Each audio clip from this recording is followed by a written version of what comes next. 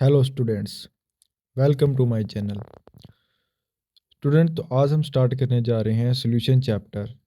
इस solution chapter के अंदर हम हर एक टाइप का MCQ question related to solution chapter and numerical problems and theory based question करेंगे।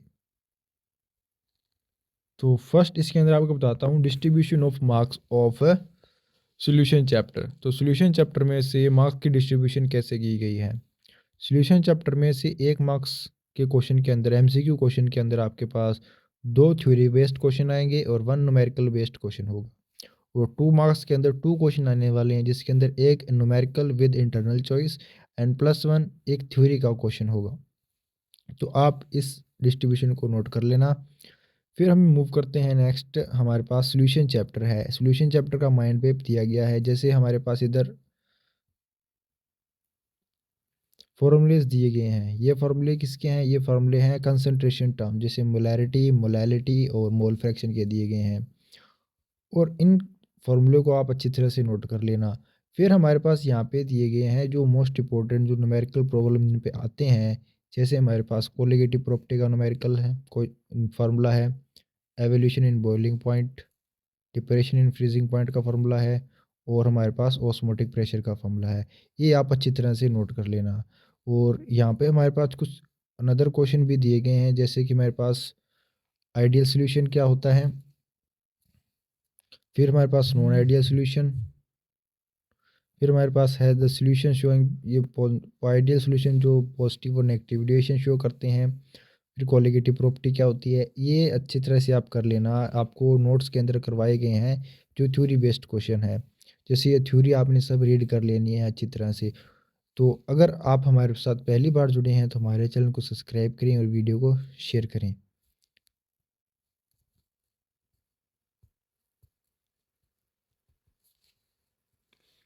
स्टूडेंट, अभी बात करते हैं एमसीक्यू क्वेश्चन की तरफ। तो एमसीक्यू क्वेश्चन में पहला एमसीक्यू क्वेश्चन दिया गया है हमारे पास, two solution A and B are separated by semi permeable membrane. Means ये बात कर रहे हैं हमारे पास ओस्मोसिस की, जिसमें ओस्मोसिस में क्या होता है, जहाँ पे lower concentration to higher concentration solvent के पार्टिकल मूव करते हैं। जिसमें क्वेश्चन है if a solvent flow from A to B, means solvent A है वो ए टू बी फ्लो कर रहा है। इसका मतलब ए है वो लेस कंसंट्रेशन होगा, कंसनट्रेटेड होगा बी से। तो इसका बी ऑप्शन आपके पास सही है। फिर हमारे पास नेक्स्ट क्वेश्चन है, copper dissolve in gold alloy example of.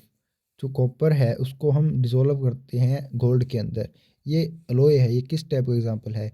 ये एग्जाम्पल है solid in solid solutions, solid in solid solutions. फिर हमारे पास है next question, when a sugar is slowly frozen the first solid which separate out. अगर हम कोई भी शुगर को स्लोली फ्रीज कर रहे हैं तो फर्स्ट कौन सा सॉलिड है जो सेपरेट आउट होगा? तो इसका आंसर है आइस। तो आइस हमारे पास जल्दी सेपरेट हो आउट हो जाएगी। अब इसका रीज़न क्या है? जो आइस है वो वाटर है, वाटर हमारे पास 0 डिग्री सेल्सियस पर ही फ्रीज हो जाएगा, इसीलिए। नेक्स्ट क्वेश्चन है हमारे पास, carbon dioxide dissolve in water example of. Carbon dioxide को अगर वाटर में डिसोल्व करते हैं तो ये किस तरह की के एग्जांपल, किस तरह के सॉल्यूशन के एग्जांपल है? तो कार्बन डाइऑक्साइड गैस है, वाटर एक लिक्विड है, मतलब ये गैस इन लिक्विड टाइप का सॉल्यूशन है। फिर नेक्स्ट है हमारे पास सॉल्यूशन शोइंग पॉजिटिव डेविएशन। अगर कोई सॉल्यूशन पॉजिटिव डेविएशन शो करता है तो उसके अंदर जो डेल्टा वी मिक्सिंग हो वो पॉजिटिव होती है। डेल्टा एच मिक्सिंग भी आपके पास पॉजिटिव होती है। तो ये आपने याद रखना है, डेल्टा वी मिक्सिंग भी पॉजिटिव, डेल्टा एच मिक्सिंग भी पॉजिटिव होती है। और इसके अंदर जो राउट्स लॉ का एक्सप्रेशन है, P of A is greater than P naught A into X A होता है, और P of B is equal to P naught B greater than X B होता है। ये आपके पास राउट्स लॉ होता है। नेक्स्ट हम बात करते हैं नेक्स्ट क्वेश्चन की तरफ। तो ये अच्छी तरह से आप याद कर लेना। विच of the following pair is not form ideal solution. अब हमारे पास जो क्वेश्चन नंबर 6 है इसमें पूछा गया है कौन सा सॉल्यूशन आइडियल सॉल्यूशन नहीं है। तो अब आइडियल सॉल्यूशन क्या होता है, जो राउट्स लॉ को वो ये करता है।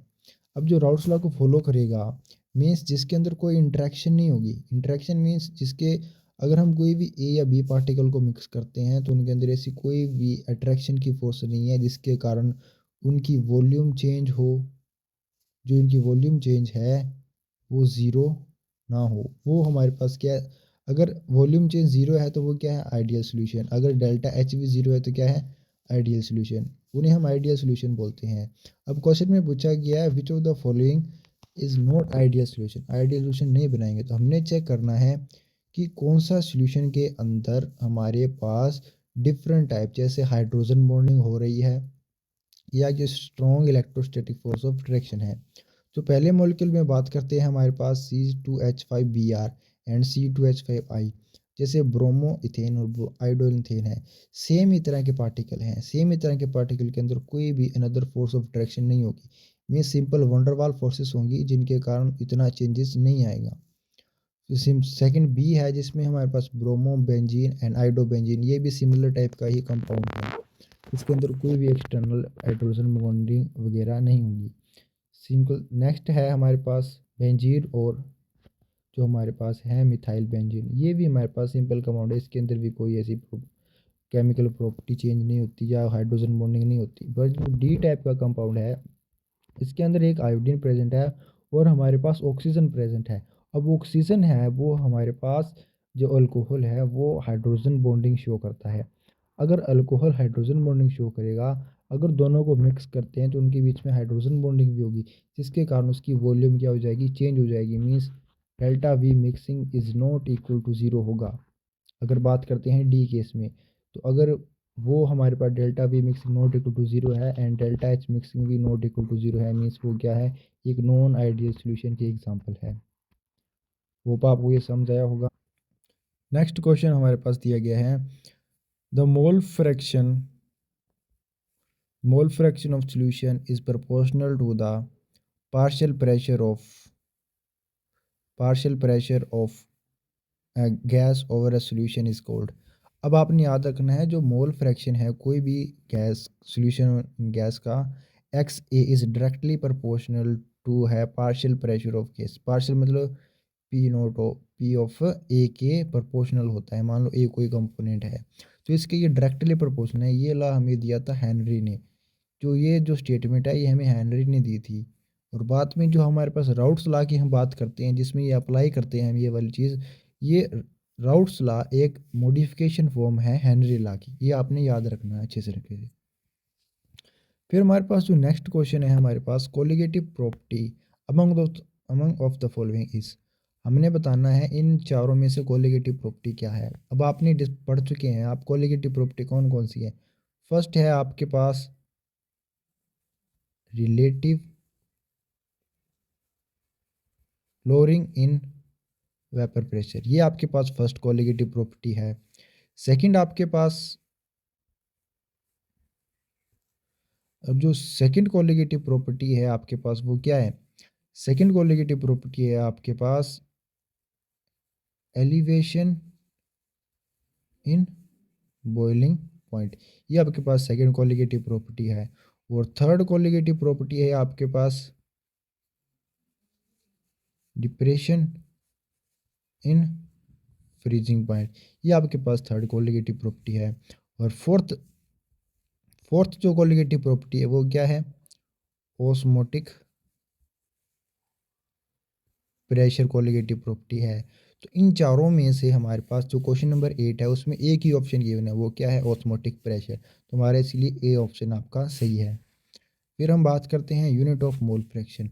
अब मोल फ्रैक्शन क्या होता है, आपको पता है मोल फ्रैक्शन का फॉर्मूला एक्स ऑफ ए, या मान लो हमको ए कंपोनेंट के मोल कैलकुलेट करते हैं वो क्या होते हैं, N of number of moles of A component divide by number of moles of A plus number of moles of B component. ऊपर ही हमारे पास क्या है मोल, ऊपर ही हमारे पास मोल प्रेजेंट है और नीचे भी हमारे पास मोल प्रेजेंट है। तो मोल से मोल कैंसिल आउट, मीन्स इसके कोई यूनिट नहीं होते। तो मोल फ्रैक्शन के आपके पास कोई यूनिट नहीं है। तो आपने इसका आंसर क्या है, तो यूनिट लेस इसका आंसर है। फिर बात करते हैं आइसोटोनिक सॉल्यूशन क्या होते हैं। अब मैंने आपको बता रखा है isotonic solution. Isotonic solution means ऐसे सॉल्यूशन जिनका ऑस्मोटिक प्रेशर क्या हो, इक्वल हो, जिनको हम क्या बोलते हैं, पाई वन इज इक्वल टू क्या हो, पाई टू हो, दोनों का जो ऑस्मोटिक प्रेशर है वो इक्वल हो तो उसे हम आइसोटोनिक सॉल्यूशन बोलते हैं। और इसके अंदर ही आपके पास एक हाइपरटोनिक होता है, एक हाइपोटोनिक। हाइपर में जिसका ऑस्मोटिक प्रेशर ज़्यादा हो उसे हम क्या बोलते हैं, हाइपर, जिसका कम हो उसे हाइपोटोनिक। ये भी आपने अच्छी तरह से कर लेना है। अब मूव करते हैं नेक्स्ट एमसीक्यू की तरफ। अब क्वेश्चन में दिया गया है maximum amount of solute that can be dissolve in specified amount of gas in a liquid solvent does not depend upon. तो अगर हम मैक्सिमम अमाउंट ऑफ सॉलिड, एक सॉलिड है जिसको डिसॉल्व करते हैं हम कोई specific amount of gas liquid solvent does not depend on, मतलब हम कोई भी एक सॉल्वेंट डिसॉल्व करते हैं तो किस पे डिपेंड नहीं करेगा, वो टेम्परेचर, सॉलिड टेम्परेचर पे डिपेंड कर सकता है, नेचर ऑफ सॉल्यूट पे भी डिपेंड कर सकता है और नेचर ऑफ सॉल्वेंट पर वो प्रेशर पे डिपेंड नहीं करेगा। तो ये आपने याद रखना है, सॉलिड को पैसे प्रेशर पे डिपेंड नहीं करता। विच of the following is a colligative property. अब सेम क्वेश्चन ही आ गया है, तो हमने अभी डिस्कस किया था। तो एवोल्यूशन इन फ्रीजिंग पॉइंट नहीं है, डिप्रेशन इन बॉइलिंग पॉइंट नहीं है, evolution in boiling point yes ये आंसर है, तो इसका आंसर आपका क्या है, बी ऑप्शन। फिर बात करते हैं हम low concentration of oxygen in tissue of people living at high altitude is due to. और अब अगर बात करते हैं हम, ये क्या है, एप्लीकेशन ऑफ हेनरी लॉ के अंदर से क्वेश्चन पूछा गया है। अगर हम हाई एल्टीट्यूड पे जाते हैं तो ऑक्सीजन है वो उसकी कंसंट्रेशन टिश्यूज़ के अंदर लो हो जाती है। इसका रीज़न क्या है, जैसे हम कोई भी हाइट पर जाते हैं, जैसे मान लो ये कोई आपके पास हाइट है, बहुत ऊंची हाइट है, उसके अगर आप जाते हैं ना ऊपर, तो क्या होता है, ऊपर प्रेशर की वैल्यू कम होने लगती है, कम लगती है।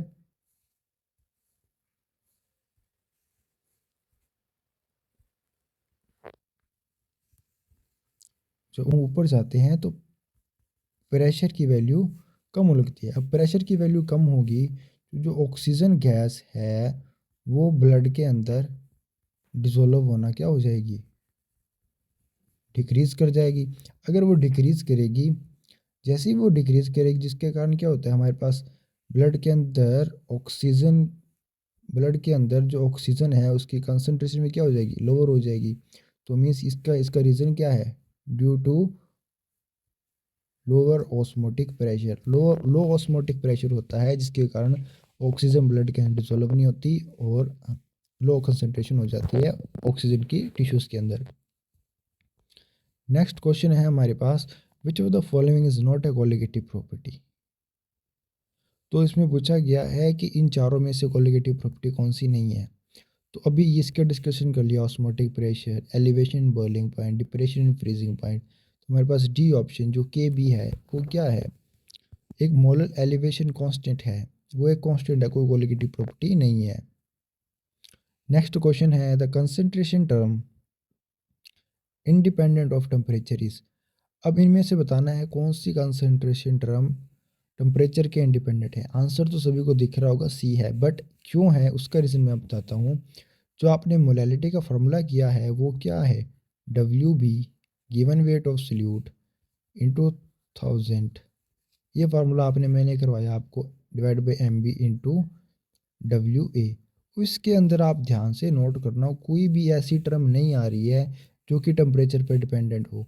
अब वेट, गिवन वेट वो टेम्परेचर पे डिपेंड नहीं करता, मोलिकुलर मास वो भी टेम्परेचर पे डिपेंड नहीं करता, गिवन वेट ऑफ सॉल्वेंट वो भी टेम्परेचर पे डिपेंड नहीं करता। तो आप इसको याद रख लेना। तो ये भी वेट पे डिपेंड, टेम्परेचर पे डिपेंड नहीं करता, इसलिए मोलैलिटी हमारे पास टेम्परेचर इंडिपेंडेंट है। बाकी नॉर्मेलिटी है, तो नॉर्मेलिटी क्या होती है, number of moles of gram of equivalent of solute divide by volume. इसमें डिवाइड में वॉल्यूम है, अब जो वॉल्यूम है वो टेम्परेचर डिपेंडेंट है, वो टेम्परेचर के साथ चेंज हो सकता है। मीन्स नॉर्मेलिटी टेम्परेचर के साथ चेंज हो सकती है। हमारे पास जो मोलैरिटी है वो भी क्या है, number of moles divide by volume, तो वो भी टेम्परेचर के साथ चेंज हो सकती है।